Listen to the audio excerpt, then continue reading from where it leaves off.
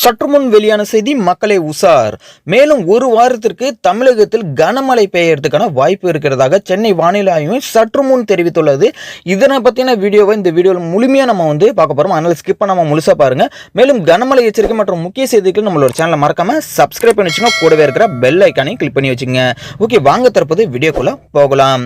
தமிழகத்தில் நாளை மற்றும் நாளை மறுநாள் 3 மாவட்டங்களுக்கு கனமழைக்கான மஞ்சள் நிற எச்சரிக்கை விடுக்கப்பட்டுள்ள நிலையில் தற்போது தமிழகத்தில் அடுத்து வரக்கூடிய ஒரு வாரத்திற்கு மிதமான மழைக்கு மட்டுமே வாய்ப்பு இருக்கிறதாக சென்னை வானிலை ஆய்வு மையம் சற்று முன் தெரிவித்துள்ளனர்.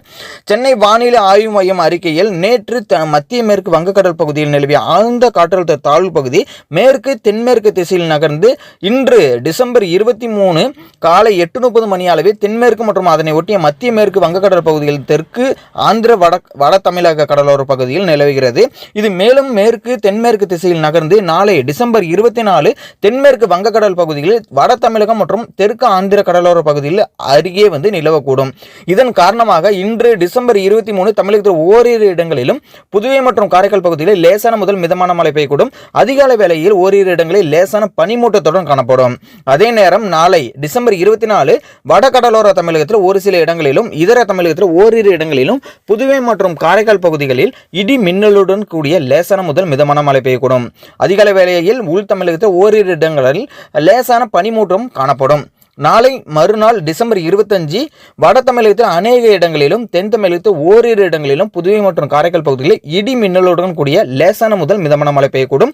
இதேபோல் கிறிஸ்துமஸ் மறுதினமான டிசம்பர் 26 முதல் வருகிற 29 தேதி வரை தமிழகத்தில் ஓரிரு இடங்களிலும் புதுவை மற்றும் காரைக்கால் பகுதியில் லேசான முதல் மிதமான மழை பெய்யக்கூடும்.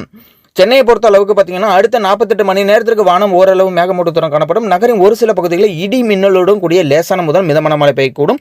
அதிகபட்ச வெப்பநிலையானது 30 to 31 டிகிரி செல்சியஸ் ஒட்டியும் குறைந்தபட்ச வெப்பநிலை 23 முதல் 24 டிகிரி செல்சியஸை ஒட்டியும் இருக்கக்கூடும்.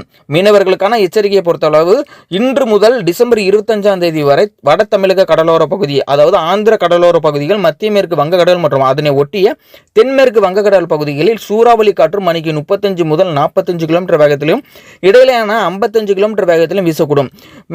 இந்த நாட்கள் எல்லாம் மீனவர்கள் மீன்பிடிக்க கடலுக்கு செல்ல வேண்டாம் என அறிவுறுத்தப்படுகின்றனர்.